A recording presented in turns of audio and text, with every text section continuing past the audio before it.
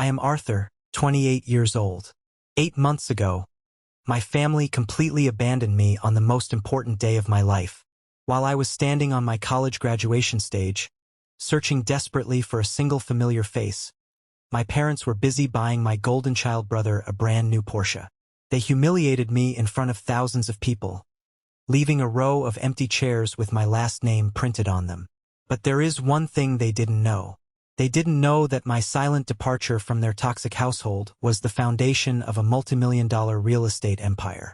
And right now, my father is demanding I attend a mandatory family dinner to bail them out of bankruptcy, completely unaware that I am holding the exact legal documents that will systematically destroy their entire financial future. Before I tell you exactly what happened inside that dining room, please hit the like button if you believe that toxic family members eventually get exactly what they deserve.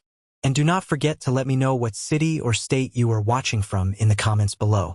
Now, let's go back to the moment the trap was finally set. I sat in my beat-up Honda outside the house I grew up in, letting the engine hum quietly under my hands. The vibration of the steering wheel was a familiar comfort, a steady rhythm that anchored me to reality. Through the smudged windshield, the suburban Seattle evening was settling into a deep, freezing navy blue. The house looked exactly the same as it did when I was a terrified teenager. It had the perfect manicured lawn, the aggressively trimmed hedges, and that warm amber glow spilling from the expensive dining room windows. It was the kind of neighborhood where people cared more about HOA meetings and property values than they did about their own children. It was a picture-perfect American family home on the outside. But I knew the truth. Homes are just boxes with nice vinyl siding, and the people inside this particular box had taught me long ago that family is nothing more than a biological accident. My phone screen suddenly lit up, casting a harsh, blinding white glare against the dark ceiling of my car cabin. The notification was a text message from my father. It was the exact same message that had violently dragged me out to this neighborhood tonight. I stared at the words glowing on the glass. Family dinner 6 p.m. Important discussion. There was no warmth. No, hello, Arthur. No, how have you been for the last 8 long months? No apologies for the past. It was a sterile corporate summons. It was a command from a man who treated his children like depreciating assets. And the absolute only reason he was texting me now, after nearly a year of absolute dead silence, was because my name had just been printed in massive bold letters right across the front page of the city's largest real estate journal. I slowly turned my head and looked at the passenger seat. Sitting there, illuminated by the faint orange glow of a distant street lamp, was a black, heavily worn leather portfolio. The stitching on the bottom left corner was jagged, thick, and crooked. It was a crude, desperate repair job done by my own freezing hands years ago in an apartment with no heat. But inside that battered piece of cheap leather were the officially recorded documents that would completely dismantle my father's entire legacy. My heart was not racing. My hands were not shaking. The silence in the car was heavier than a funeral. But for the very first time in 28 years, I was not terrified of walking up that concrete path and opening that heavy oak front door. I leaned the back of my head against the worn fabric of the headrest and closed my eyes tightly. The silence in the car was absolute, but my mind was incredibly loud. It was actively dragging me back to the years of quiet, brutal conditioning. The decades of being systematically trained to be entirely invisible. I needed to sit in this driveway and remember the pain. I needed to remember exactly why I was about to do what I was going to do. Because when you grow up as the disposable child, the absolute hardest thing to do is to stop making excuses for the people who break you. I thought the worst was over on my graduation day when I stared at those empty chairs. I was so incredibly wrong. The betrayal ran much deeper than a missed ceremony. It was a lifetime of being treated like a ghost in my own home. A quiet gap filler who was only acknowledged when someone else created a mess that needed to be cleaned up. Tonight, I was not here to clean up their mess. I was here to hand them the bill. In my family, I was always the quiet gap filler. I was the designated survivor in a household that only had room for 1 star. My older brother, Julian, was the golden child. He was the charismatic athlete, the smooth talker, the one who could walk right into a crowded room and demand that all the oxygen belong exclusively to him. My parents, Richard and Evelyn, practically worshipped the ground he walked on. Julian never faced a single real consequence in his entire life. If he wrecked a car in high school, my dad immediately called his lawyer and made the citations completely disappear. If he failed a college prep class, my mother marched into the school, blamed the teacher's incompetence, and threw absurd amounts of money at private tutors who essentially did the homework for him. And then there was me. I was just the steady pair of hands. I was the person who stepped in whenever Julian stepped out. I learned very early on that the only way to survive the crushing weight of that house was to take up as little space as humanly possible. I did not ask for expensive things. I did not complain about wearing Julian's worn-out hand-me-downs. The blatant financial abuse was something my parents expertly wrapped in the manipulative language of family loyalty. I will never forget the day I found out about the college fund. My grandparents had set up equal accounts for both Julian and me. Right before my freshman year of college, the bank sent a statement to the house. I opened it, expecting to see the funds I needed for tuition. The balance was zero. My father had drained my entire college fund. When I confronted him, my voice shaking with panic, he did not even look up from his newspaper. He coldly informed me that Julian needed the money for a highly lucrative business venture that was guaranteed to double our inheritance. The so-called venture failed miserably in less than 3 months. Julian used the remaining cash to buy a speedboat. I was forced to take out predatory student loans and work 3 grueling minimum wage jobs just to pay for my textbooks. The pattern of erasure was relentless. I remember my 21st birthday vividly. I had been saving my meager salary from my graveyard shift at a local diner for 6 straight months. I wanted to buy a professional set of architectural drafting tools. I wanted to be an architect. I desperately wanted to build massive structures that lasted, solid things that could not be easily broken by careless people. I finally had the cash neatly stacked in a white envelope sitting on my bedroom desk. Before I could even put my shoes on to leave the house and go to the art supply store, my father walked directly into my room. He did not knock. He saw the envelope, picked it up without asking, and began thumbing through the crisp bills. "Julian is in a really tight spot right now," my father had said. His tone was terribly casual, exactly as if he were commenting on the rainy Seattle weather. "He is facing a nasty lawsuit from a minor traffic collision he caused. I need to borrow this cash to pay the retainer for his lawyer. You are responsible, Arthur. You can figure it out. Your brother has a good heart. He just needs some time to settle down." He pocketed the money. My money. The money I had literally traded my sleep and my youth to earn. I just stood there and nodded, because nodding was always significantly easier than arguing with a brick wall. That exact same night, we had a mandatory family dinner. I had spent the afternoon baking my own chocolate birthday cake, because my mother said she was too tired to go to the bakery.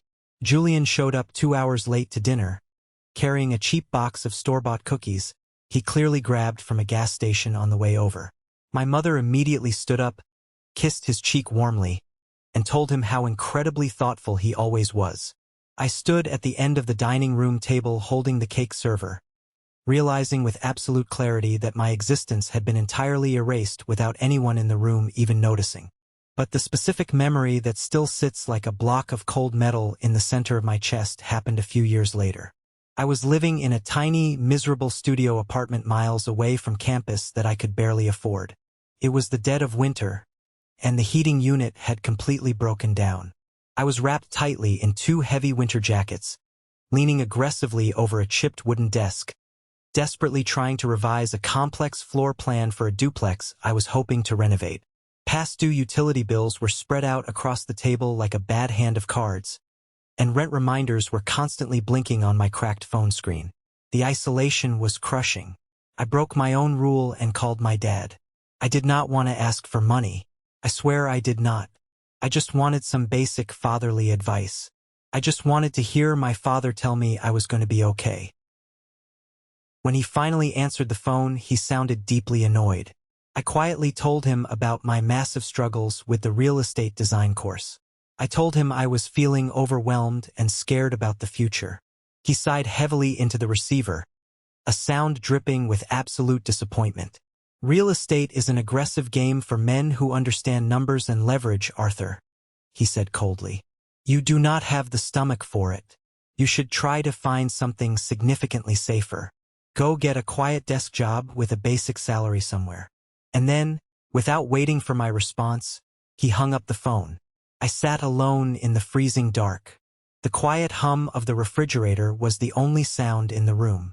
I looked down at my cheap black leather portfolio, the one holding all my intricate architectural designs. The side stitching had just torn wide open, the cheap synthetic thread finally giving way under the pressure of holding too many oversized blueprints. I did not cry. Crying was a useless luxury I simply could not afford. Instead, I dug through a drawer and found a heavy needle and some thick industrial thread. I sat directly under the weak, flickering yellow light of my desk lamp and viciously sewed that portfolio shut by hand. Every single time I pushed the sharp needle through the tough, unyielding fabric, my frozen hands shook violently. But with every single stitch, I was sealing away my pathetic need for their approval. That ugly, crooked portfolio became my personal armor. It became the only thing that stayed with me through every single brutal project afterward. And then came the ultimate breaking point. Graduation day. I was graduating at the very top of my architecture and development class. I had proudly mailed them the premium reserve tickets 3 months in advance. I had confirmed the start time multiple times. When my name finally echoed loudly through the massive stadium, the applause rose around me like a massive wave. I walked slowly across the grand stage, my heart hammering violently against my ribs. I turned my head toward the VIP family section. I looked frantically for the row of 8 premium chairs with little white reserved cards showing my last name. All 8 chairs were completely empty. There was no sudden medical emergency. There was no tragic traffic accident holding them up. They had not forgotten the date. They had simply chosen not to come. I found out exactly why later that afternoon. I was sitting entirely alone in my cramped apartment, eating a cold turkey sandwich while still wearing my graduation gown, when I mindlessly opened social media. Julian had posted a new photo. It was a picture of him casually leaning against the hood of a brand new, gleaming silver Porsche. My parents were standing right next to him, beaming with an overwhelming pride I had never once seen directed at me. The arrogant caption read, "Early promotion gift. Thanks Mom and Dad for always believing in me." They skipped my graduation ceremony to go to a luxury car dealership and buy a high-end sports car for the son who had never actually finished a single thing he started in his entire life. That was the exact day the last fraying string connecting me to that family violently snapped. I understood exactly where I stood.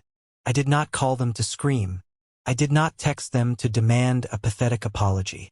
I just packed up my entire life, changed my phone number, and quietly disappeared into the concrete machinery of the city. I was entirely ready to build my own empire in the silence they left behind, but I honestly did not know that the ultimate test of my resolve was already waiting for me just over the horizon. 8 extremely long months slipped by after that humiliating graduation ceremony. They were quiet, brutally clean months where absolutely no one in that house said my name unless they actively needed to compare it to someone else's failures.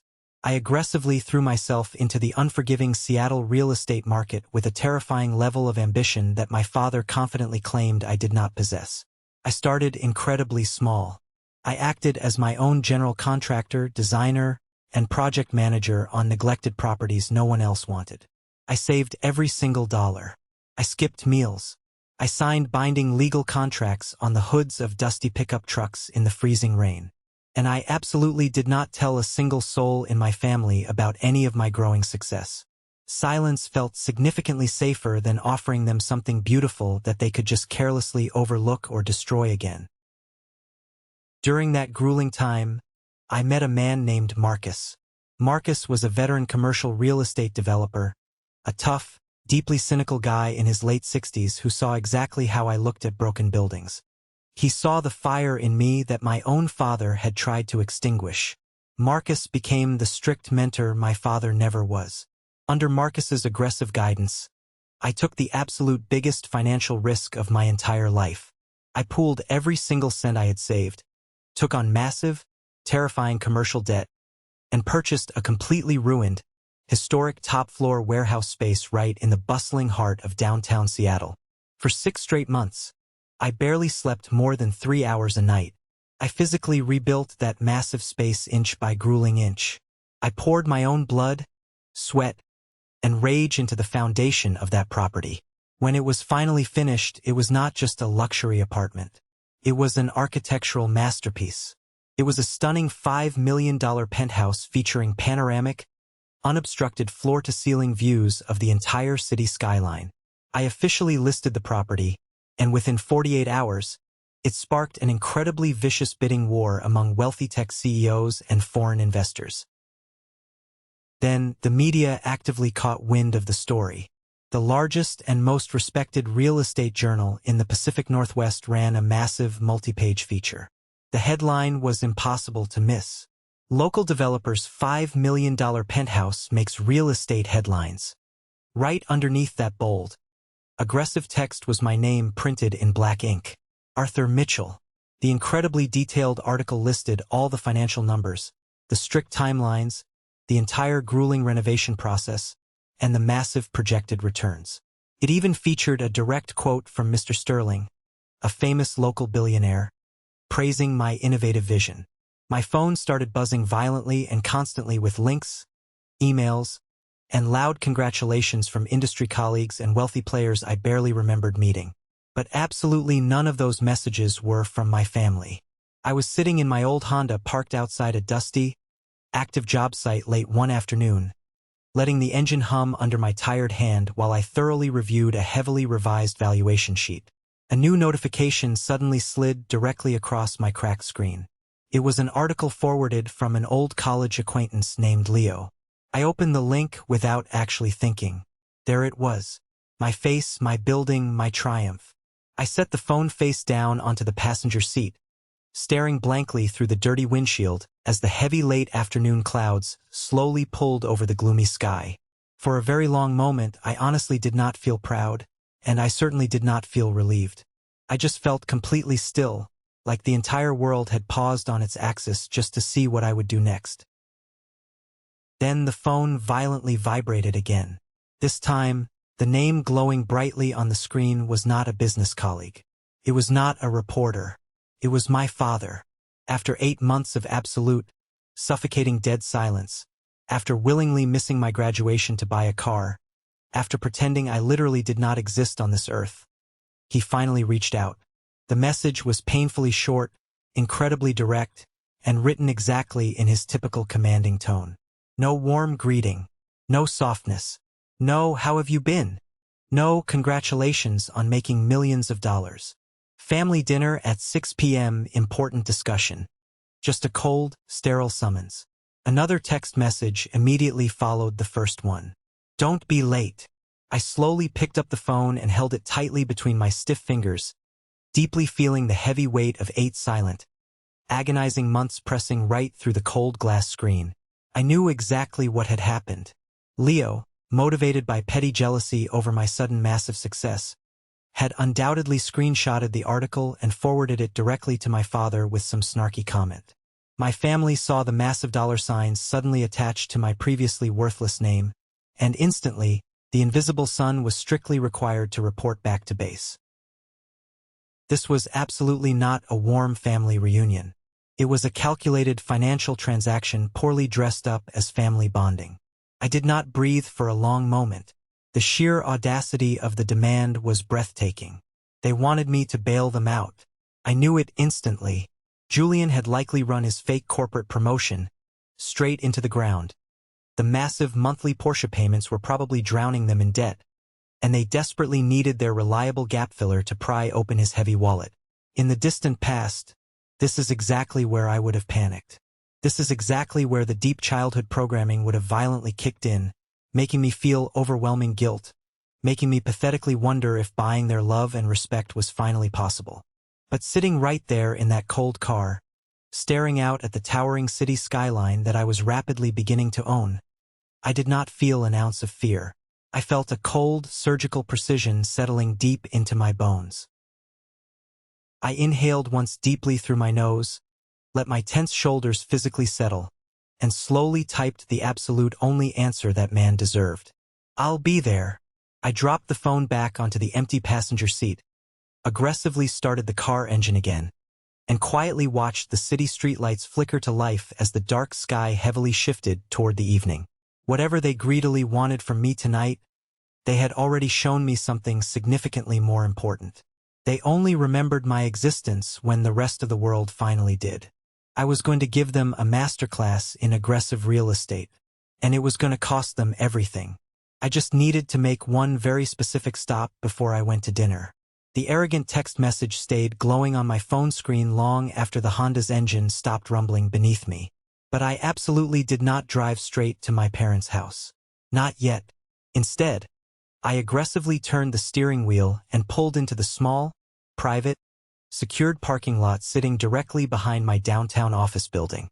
It was a completely hidden place that absolutely no one from my toxic family had ever bothered to visit or even ask about. The heavy sky was sinking fast into that deep bluish-gray color that always made the city of Seattle feel significantly quieter than it actually was. I locked my car doors, rapidly climbed the back concrete stairs, and let the heavy, thick glass door loudly close behind me. Once inside my office, the familiar, low hum of the overhead fluorescent lights immediately settled deep into my tired bones. I walked directly over to my large mahogany desk and gently set down my old black portfolio, the exact same cheap leather one I had desperately stitched by hand years before in that freezing apartment. The thick, crooked seam was still prominently there in the corner, a constant, physical reminder of a terribly lonely night I had spent telling myself that one day I would actually have something incredibly valuable worth putting inside it. I opened the flap slowly. Thick paper brushed against thick paper. Stacks of highly confidential contracts, complex property valuations, dense financial spreadsheets, and detailed progress reports. My entire adult life was perfectly organized in blue ink signatures and stamped dates. Not a single sheet of paper in that entire office owed absolutely anything to my family. I did not feel an ounce of burning anger. I did not feel triumphantly happy either. I just felt incredibly precise. I turned on my secure laptop, and the dark room quickly filled with the soft whirring of the cooling fan. My fingers moved rapidly and automatically across the keyboard, double-checking the master project ledger, thoroughly reviewing the outgoing wire payments, and highlighting the specific line items that would legally close in the next 6 weeks. Hard financial numbers steadied my racing heart in a permanent way that actual human beings never ever had. At exactly 6:42 p.m., I stood up and confidently crossed the room to the massive, long window directly overlooking the busy city. The towering corporate building across the street had already turned on its bright interior lights, making its glass facade glow in a soft, powerful amber grid. My own reflection hovered right there in the glass. My tailored blazer was heavily creased from a brutal day of work. My hair was tied back, and absolute exhaustion was visibly sharpening my jawline. It was a hardened face that had aggressively earned every single inch of that $5 million penthouse the news article had just mentioned. I stood there and quietly watched my own reflection breathe. I had not taken a moment to do that in a very long time. My phone vibrated violently on the desk. Another message. Not from my father this time. It was a prominent partner from a massive law firm downtown wanting to formally congratulate me on the penthouse sale. I just let it buzz. 10 seconds later, another message popped up. A journalist requesting a direct quote for a follow-up story. My phone rapidly became a nervous, shaking animal rattling loudly across the smooth wood. I reached over, flipped the device face down, and aggressively turned off the sound. Total silence returned to the room. This pure silence was what actually mattered, not their desperate, greedy noise. My grand plan was already deep in motion. I sat back down in my leather chair and slowly pulled out the massive, heavy acquisition file I had just officially finalized with my broker that very morning. It was the master file for the massive commercial plaza that had taken 4 grueling months of secret, intense negotiations, dozens of disguised site visits, and far too many late-night conference calls with aggressive city inspectors. It was, without any question, the most financially important purchase I had ever legally made in my life. It also certainly was not lost on me that this specific commercial plaza was the absolute key piece of almost every single major development plan in that entire city district. Seattle real estate is an incredibly small, vicious world. You hear very important things when you just work quietly, when you strictly refuse to brag about your money, when you keep your head down and actually listen to the whispers in the broker offices. I knew for an absolute fact that my father and Julian had formed a desperate LLC to build a massive warehouse district redevelopment. They had leveraged their house. They had taken on terrible debt. But the city zoning board required an anchor property to approve the massive permits. The commercial plaza I just bought was that exact anchor property. I slowly ran my fingers along the sharp edge of the final, legally binding signed page, gently tracing the dark blue ink I had aggressively pressed into it only hours earlier. They desperately wanted me at that dinner tonight. They needed something massive from me. They needed me to hand over my new fortune to secure this exact plaza so Julian could play CEO. I firmly slid the entire thick legal packet right into the beat-up black portfolio, pressing it completely flat with the heavy palm of my hand. The physical action felt exactly like slamming a heavy steel door shut on a prison cell. By the time my digital office clock loudly blinked to 7:19 p.m., the large windows had entirely faded into a deep, pitch-black navy. I confidently reached for my expensive winter coat, then immediately stopped. The coat felt entirely unnecessary tonight, too soft, too personal. I left it hanging on the chair and walked right out of the office with absolutely nothing but the battered portfolio gripped tightly in my hand. Outside, my old faded Honda was quietly waiting, its heavily chipped paint catching what very little street light it possibly could. I unlocked the squeaky door, carefully placed the loaded portfolio in the passenger seat, and slid aggressively behind the wheel. As I rapidly pulled onto the busy freeway, the massive city spread out directly ahead of me like a glowing map I had already perfectly memorized. I intentionally drove past the giant buildings I had personally renovated, past the exact street corners where I had once stood shivering, desperately waiting for public buses because my family strictly refused to ever pick me up. I drove past the long bridge where I had exhaustedly walked home more times than I ever wanted to remember. Every single landmark outside my window felt like a vicious tally mark. Here is exactly where they were not, and here is exactly where I forcefully learned how to survive without them. The portfolio lay completely still beside me in the dark. I reached over and gently brushed my fingers against the thick, crooked stitched seam. I absolutely did not rehearse what I would say at this dinner. Words had never actually worked with these people. They always violently talked over my apologies, talked aggressively past my logical explanations, and talked right through every single emotional boundary I had ever desperately tried to draw. So, I stopped trying to use words. This time, I absolutely would not bring my anger. I would not bring my tears or my explanations. I was bringing undeniable, legally binding proof. When I finally reached the sharp turn toward my parents' wealthy, gated neighborhood, I slowly eased off the gas pedal and slowed the car. The massive, identical houses lined the pristine street like quiet, incredibly well-behaved witnesses. Expensive porch lights loudly clicked on as the last bit of sun disappeared completely behind the steep hill. I aggressively pulled my car right into their spotless driveway. My father would certainly appreciate the strict punctuality. The massive house glowed in that incredibly familiar, heavy gold light. Through the expensive dining room window, I could clearly see their dark silhouettes rapidly moving around. Julian gesturing wildly, my dad pacing nervously. None of them had absolutely any idea what kind of financial nuclear bomb was currently sitting in the passenger seat of my old Honda. I opened the car door, stepped out into the freezing night, and aggressively adjusted the stiff collar of my blazer. One very slow breath in, one incredibly steady breath out. They demanded an important discussion tonight. Fine. I had something extremely important to discuss, too. The heavy oak front door swung open on its perfectly oiled hinges before my knuckles could even make contact with the polished brass knocker. My father stood there, perfectly filling the massive doorframe like a security guard blocking the entrance to a corporate bank vault. His broad shoulders were squared, his posture flawlessly rigid, and he was wearing a crisp, perfectly ironed blue button-down shirt tucked neatly into expensive slacks. He looked exactly like a powerful, wealthy man greeting an exceptionally important corporate client, rather than a son he had aggressively ignored, neglected, and emotionally abused for nearly a year. The tense, suffocating atmosphere bleeding out from the bright hallway felt significantly heavier than the air at a closed-casket funeral, but he expertly masked it with a completely terrifying, highly practiced smile.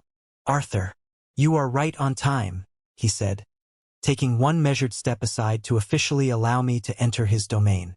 There was absolutely no hug. There was no warm handshake. There was no fatherly pat on the back. There was only his blatant, calculated approval for my strict punctuality.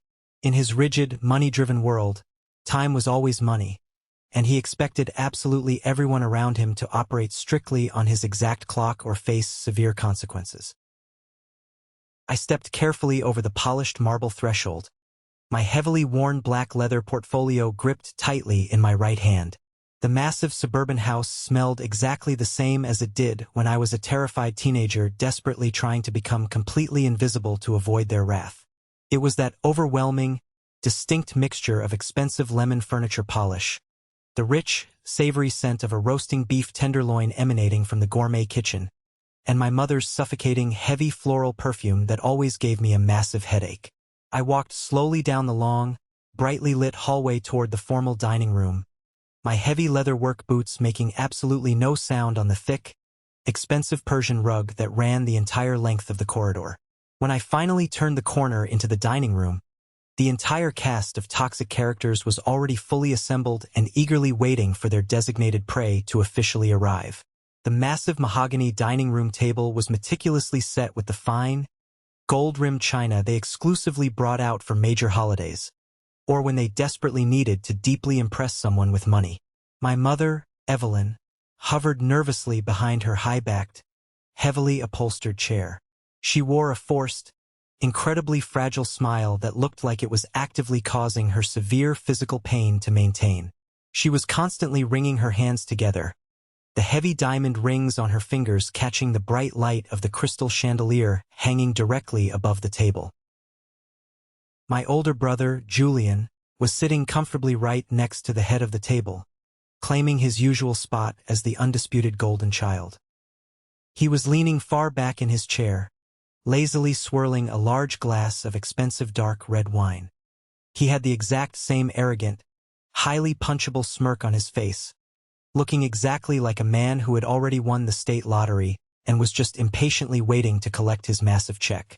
Sitting quietly and uncomfortably next to him was his new wife, Sarah. They had eloped in a highly rushed, deeply chaotic Vegas ceremony a few months ago. It was a reckless, poorly planned marriage that absolutely everyone in our wealthy social circle already confidently knew was heading rapidly toward a very messy, highly publicized divorce and a vicious battle over assets.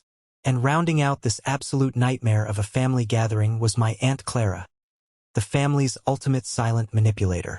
She was sitting perfectly upright, her posture absolutely immaculate, with her hands folded neatly on the table, watching my every single move with cold, highly calculating eyes.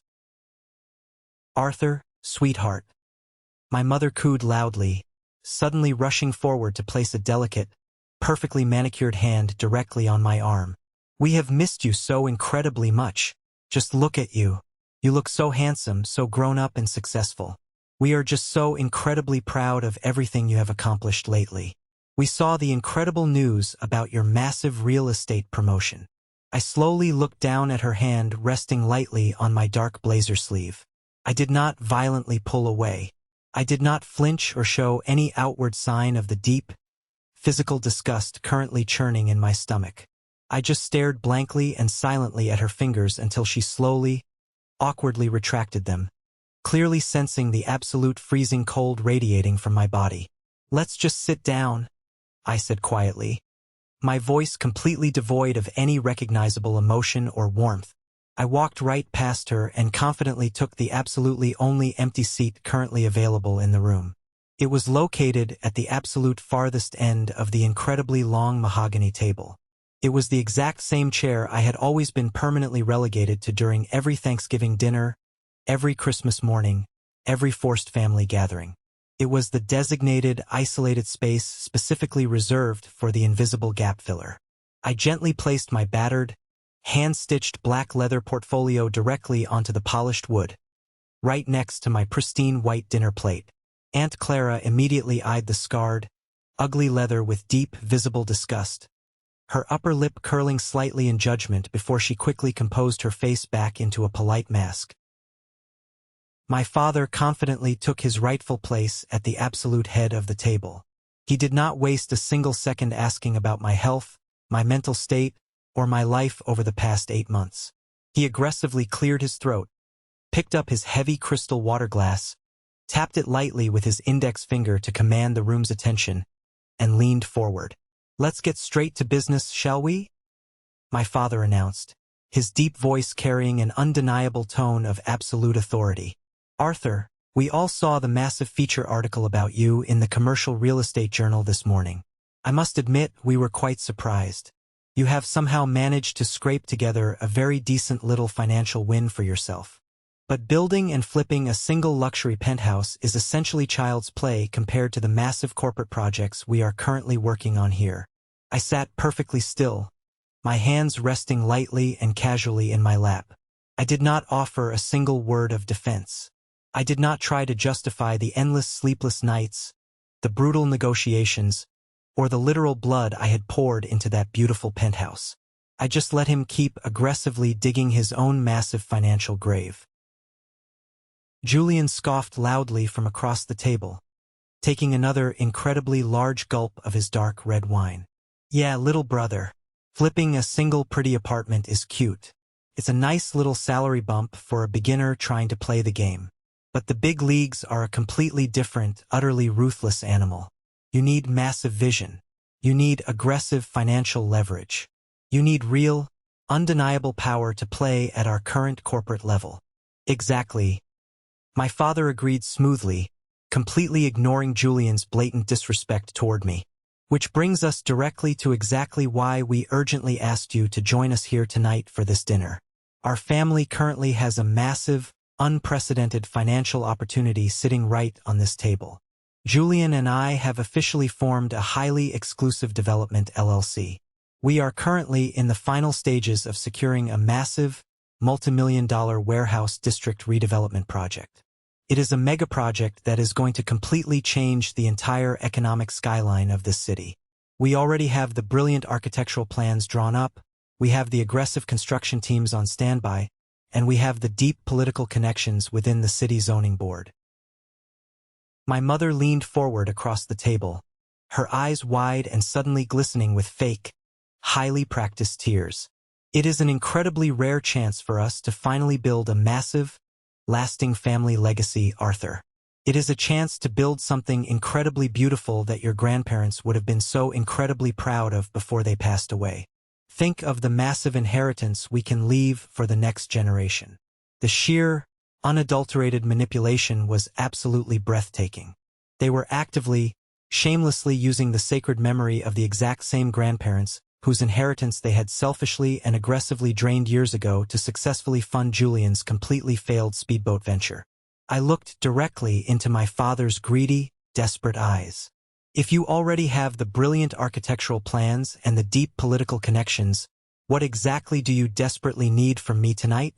My father smiled broadly. It was a cold, incredibly predatory stretching of his lips that did not reach his eyes at all. "We need immediate liquid capital to finally cross the finish line. The city zoning board is playing terrible hardball with the final construction permits. We absolutely need to legally secure the massive commercial plaza located directly in the exact center of the district. It is the absolute anchor property. If we successfully buy the plaza, the city immediately approves the zoning. If the city approves the zoning, our major corporate investors instantly wire the massive funds to our accounts. We are offering you a very rare, highly exclusive chance to come in right now as a silent financial partner. You provide the immediate funding from your recent massive penthouse sale, and we will expertly and aggressively guide the project to completion. Everyone wins. We all get incredibly rich. Julian leaned heavily across the table, his eyes narrowing greedily as he looked at me. It is a very generous offer, honestly, considering how incredibly new and inexperienced you are to the brutal world of high-stakes commercial real estate. You would actually get to sit back, invest your money securely with us, and quietly learn from our real, proven corporate experience. I sat there in the heavy silence, fully digesting the absolute audacity of their pitch. They desperately wanted my money. They wanted every single dime I had bled for, starved for, and violently fought for over the last 8 grueling months. They wanted me to completely drain my bank accounts to aggressively buy the property for them, just so they could immediately take absolute control, claim the massive capital gains, slap Julian's undeserving name in giant letters on the building, and confidently leave me sitting alone in the dark once again. They fully expected me to fall right back into line like a well-trained dog. They expected the terrified, desperate kid who just wanted his family to finally love him to open his wallet and buy their temporary affection. But that desperate, lonely kid officially died on graduation day while helplessly staring at 8 completely empty chairs. I slowly looked around the table. I analyzed Julian's smug, deeply punchable face. I noticed Sarah's deeply uncomfortable shifting in her chair. I met Aunt Clara's cold, calculating stare. I saw through my mother's fake, manipulative tears, and I stared directly into my father's greedy, wildly expectant eyes. The silence in the room stretched out, tight and incredibly heavy, exactly like a rubber band pulled right to the absolute breaking point. I slowly reached out, placing my right hand firmly on top of my battered black portfolio. A family partnership, I repeated quietly, my voice perfectly steady, letting the specific, loaded words hang suspended in the still, tense air of the formal dining room. Exactly.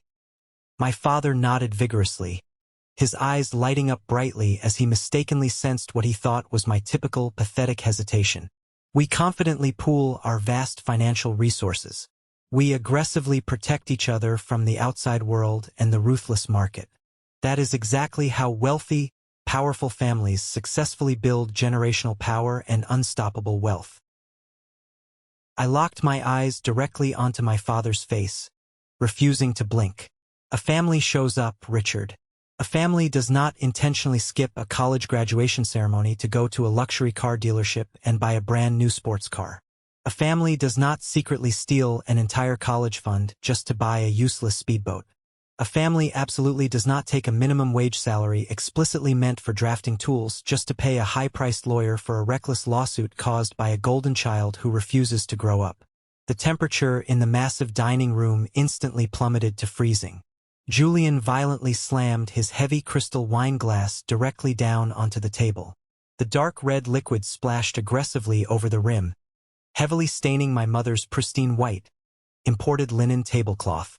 Are you seriously still crying about that stupid, meaningless graduation ceremony? Julian snapped aggressively, his face rapidly flushing a dark, angry red. Grow the hell up, Arthur. We were incredibly busy with actual adult corporate matters. You are sitting here stubbornly holding a pathetic grudge like a literal, crying child, while we are actively offering you a multi-million-dollar corporate business deal that you absolutely do not even deserve. My mother gasped loudly, bringing a trembling napkin directly to her mouth. Arthur, please, I am begging you, do not ruin this incredibly beautiful evening. We are actively trying to heal our relationship and move forward as a united family. I am absolutely not ruining anything, Mother, I said, my voice completely devoid of any anger, sadness, or vindictiveness. It was entirely flat, cold, and absolute.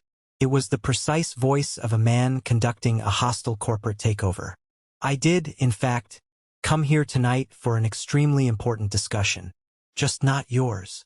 My father deeply frowned, the fake, predatory smile completely vanishing from his face in an instant, replaced by a dark scowl. Arthur, we do not have the time or the endless patience for your typical, exhausting dramatics. Are you going to act like a real man? Write the massive check, and legally join this highly profitable project?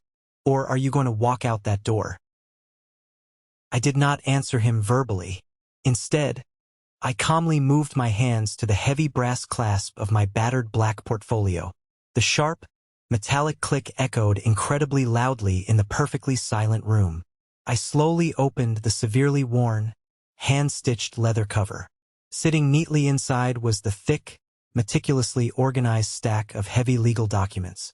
I pulled the entire packet out and placed it directly into the absolute center of the dining room table, right under the bright, unforgiving glare of the expensive crystal chandelier. Aunt Clara leaned far forward, her sharp eyes darting nervously toward the thick, official-looking papers bearing government seals. Julian scoffed loudly again, though the sound was noticeably slightly weaker this time. What exactly is that garbage? Are you seriously trying to show us your little amateur architectural blueprints again? We do not care about your little drawings, Arthur. We are talking about millions of dollars here. That, I said, pointing a single, steady finger directly at the top page of the massive stack, is the fully executed, legally binding commercial deed of sale. My father stared blankly at the documents, his thick brow furrowed in deep, genuine confusion. Deed of sale for what specific property? The commercial plaza, I replied smoothly, watching the exact muscles in his face very carefully. The exact anchor property located directly in the absolute center of the warehouse district. The exact same property you just told me you desperately needed to secure your massive city zoning permits. The absolute silence that immediately followed was utterly deafening.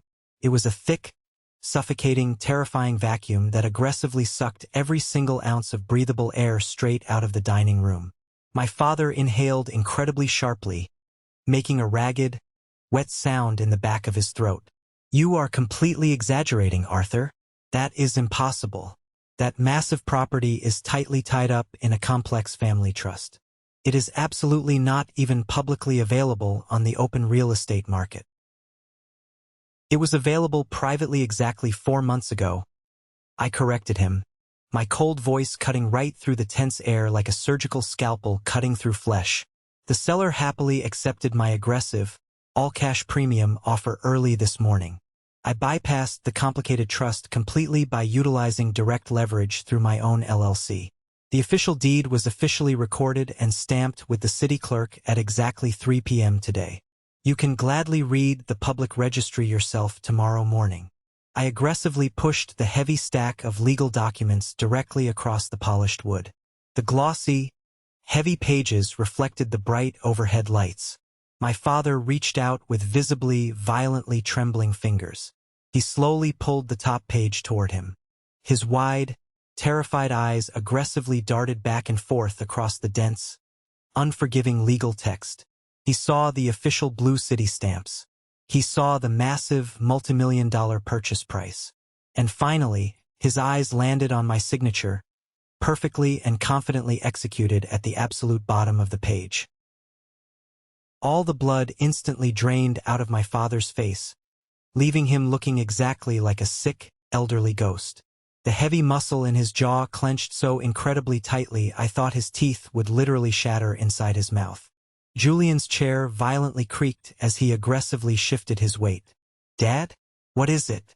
What the hell does it actually say? My father could not even speak.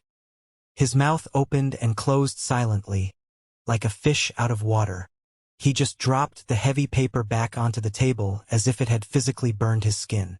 Julian aggressively snatched the paper up. He rapidly read it. His arrogant, confident smirk completely melted off his face in less than a second, instantly replaced by a look of absolute, unadulterated terror. You actually bought it? Julian whispered, his voice cracking horribly in the quiet room. You bought the entire commercial plaza? I nodded exactly once, a slow, deliberate movement. Yes, Julian. I own the entire footprint. I own the buildings, the parking lots, and the dirt underneath it, which legally means your precious, highly leveraged warehouse district redevelopment project currently has absolutely zero anchor property. And without that anchor property, the city will absolutely deny your massive zoning request. Without the zoning request, your major corporate investors are going to violently pull their massive funding. Your project is dead. It is legally, financially, and permanently dead. My mother let out a loud, pathetic, wailing sob, violently burying her face completely in her trembling hands. Aunt Clara stared directly at me with her mouth hanging wide open in pure, unfiltered shock, her perfect posture finally crumbling. My father finally found his stolen voice.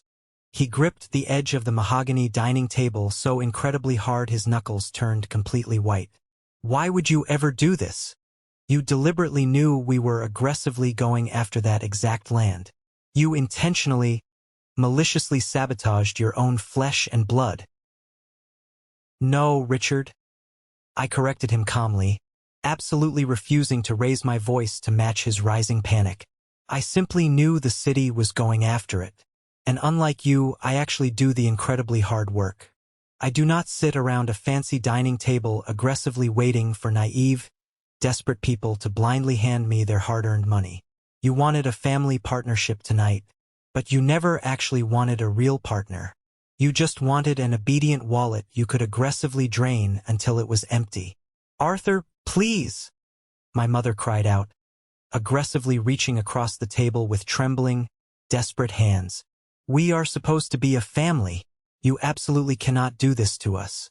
Your father recklessly took out massive, high-interest bridge loans against this very house just to fund the initial architectural plans. If those corporate investors pull out tomorrow, the bank will absolutely foreclose on this house. We will be homeless. Julian will be entirely ruined. Julian is a grown man, I said coldly, looking directly at my older brother, who was now visibly sweating profusely and staring blankly at the wall like a trapped animal. He can finally figure it out himself. Or maybe you can just sell his shiny silver Porsche to help cover the massive lawyer fees he is about to need when the investors sue him. I slowly, deliberately stood up from my chair. I reached calmly across the table, gathered my perfectly executed legal documents, and slid them perfectly back into the battered black portfolio. I closed the leather flap with a soft, incredibly final click. You aggressively texted me demanding an important discussion tonight, I said, looking down at the utterly broken, terrified people sitting frozen around the table. This was it. Dinner is all yours. Enjoy the roast. But the future, that belongs strictly to me. Let's pause for a moment. Thank you for staying with me this far. You're truly amazing. Please help me by liking the video and commenting the number 1 below so I know you've been here with me until this point. This not only helps more people discover this story, but also lets me know that my experiences mean something to someone. Your support is the greatest motivation for me to keep sharing the rest of this journey. Absolutely no one followed me or even tried to stop me as I turned my back and calmly walked out of that dining room. They just sat there, completely frozen in absolute terror and entirely paralyzed by the massive, unstoppable financial disaster I had just intentionally dropped directly into their laps. The night air felt incredibly sharp and biting when I finally stepped outside onto the large front porch, but I welcomed the freezing cold. It instantly, beautifully cleared the heavy, deeply toxic scent of that house from my lungs.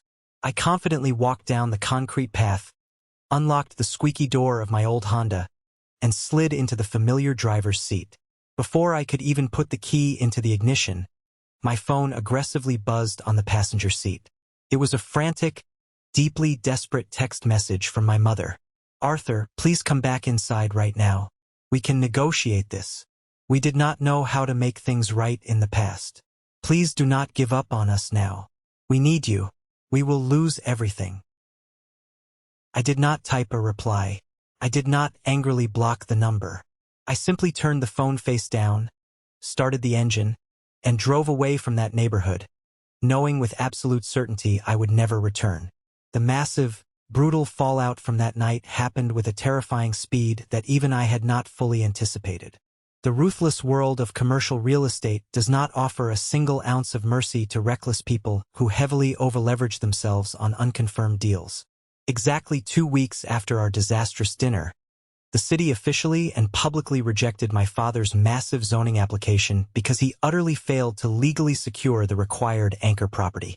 The very next morning, his major corporate investors aggressively pulled their funding, issuing highly publicized statements distancing themselves from the LLC. Without that massive influx of investor cash, the crushing, inescapable weight of their high-interest bridge loans immediately collapsed directly onto their heads. My father was fiercely forced to quickly liquidate his entire life savings and completely empty his 401k retirement accounts just to keep the aggressive bank from instantly foreclosing on his house. They survived, but they were financially broken, forced to live quietly on a very strict budget they absolutely despised. But the absolute worst destruction fell directly and deservedly onto Julian. 3 months later, I was sitting entirely alone in a quiet, upscale coffee shop near my downtown office, reviewing a new contract, when Julian's wife, Sarah, unexpectedly walked in and sat down directly across from me. She looked absolutely exhausted, like a woman who had not slept in weeks. Deep, dark purple circles heavily bruised the delicate skin under her eyes, and she was nervously twisting her expensive diamond wedding ring around her finger. "Arthur," she started, her voice shaking slightly, her eyes darting around the cafe. "I am so incredibly sorry to bother you here. I did not know where else to go. Nobody else will take my calls." I took a slow, measured sip of my black coffee and waited. I did not owe this woman anything, but my quiet silence allowed her the space to finally speak. "Julian is facing a massive, federal lawsuit," Sarah confessed, thick tears suddenly welling up in her eyes. "He lied to the early investors. He aggressively forged some initial environmental reports to illegally secure the early bridge loans before the city denied the zoning. The federal fraud investigators are actively tearing his corporate office apart right now. He is completely, utterly bankrupt, Arthur. The bank repossessed his silver Porsche yesterday right out of the driveway while the neighbors watched. He is completely terrified he is going to federal prison." She looked directly at me with absolutely desperate, pleading eyes, clearly hoping to find the soft, compliant brother Julian used to mock. "Your parents are entirely tapped out. They have absolutely no more cash to give. Aunt Clara is fiercely refusing to answer their phone calls. Julian desperately needs a highly specialized criminal defense lawyer. He needs massive money to stay out of a cell, Arthur. You are the absolute only one left who can help him. He is your brother. Please, you have to save him." I slowly placed my coffee cup down onto the small saucer. I looked intently at this poor, deeply manipulated woman who had blindly married into a family of absolute vultures, entirely unaware of the rot beneath the surface. "Sarah," I said gently, ensuring my calm voice carried absolutely zero malice. "Julian spent his entire adult life being fiercely and violently protected from the natural consequences of his own terrible actions. My parents happily stole my entire college fund and my hard-earned salary meant for drafting tools just to violently shield him from reality. If I write him a massive check today, I am simply continuing the exact same cycle of abuse. I am enabling a criminal. I strongly suggest you find a very aggressive divorce lawyer and completely separate your personal finances from his before the federal investigators legally freeze your bank accounts." 2. Sarah stared at me for a very long, painful moment. She looked into my eyes and finally saw the absolute, unshakable boundary I had built. She realized there was no guilt left to exploit. She quietly nodded, wiped her tears with a napkin, stood up, and walked out of the coffee shop. I never spoke to her again, but I read in the local paper a few weeks later that she officially filed for divorce, seeking full custody of their remaining assets before the feds could seize them. Julian lost his marriage, his luxury cars, his fake corporate title, and eventually, he pleaded guilty to minor wire fraud to avoid major jail time. The golden child finally crashed headfirst into the solid brick wall of reality. Exactly 1 full year has passed since that freezing, explosive night in the dining room. Tonight, I am standing entirely alone on the massive glass balcony of my own luxury penthouse. The cold, crisp autumn wind is aggressively blowing through my hair, but I am perfectly warm.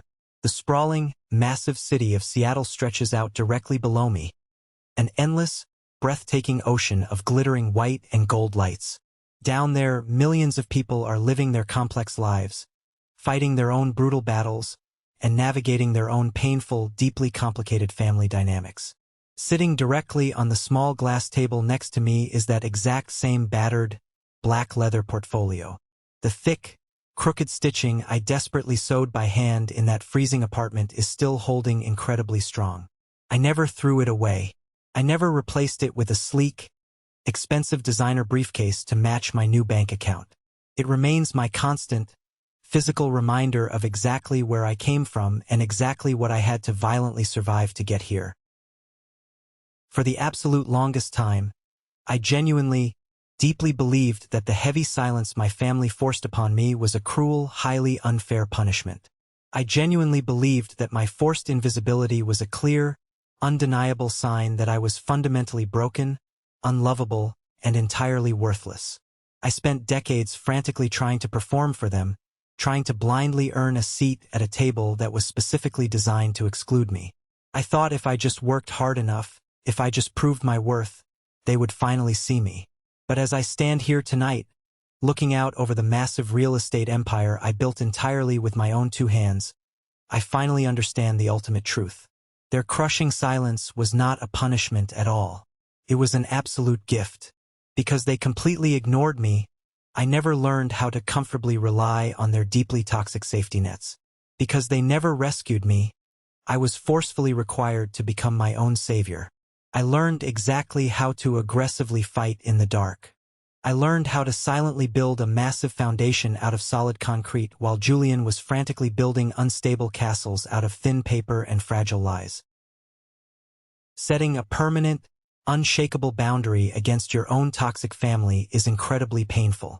It goes directly against every single biological instinct we are taught from the exact moment we are born. Society constantly demands that we repeatedly forgive toxic blood relatives simply because we happen to share a similar genetic code. But boundaries are not acts of horrific cruelty. Boundaries are simply quiet, heavy doors that we confidently close so that our own lungs can finally breathe clean air again. I did not completely destroy my family. They destroyed themselves with their own insatiable greed, arrogance, and entitlement. I simply stopped violently destroying myself to aggressively keep them comfortable. The exact moment I officially stopped waiting for an apology that was never, ever going to come, my actual life finally began. Thank you so incredibly much for taking the time to listen to my story tonight. It takes massive, undeniable courage to actively walk away from the heavy tables where respect is no longer being served. Always remember that your massive value is absolutely never determined by the highly flawed people who are entirely incapable of seeing it. Have you ever faced something terribly similar with your own toxic family? Have you ever had to violently cut off the people who were supposed to protect you the most? Share your powerful story in the comments below, and don't forget to like and subscribe so you don't miss the next journey.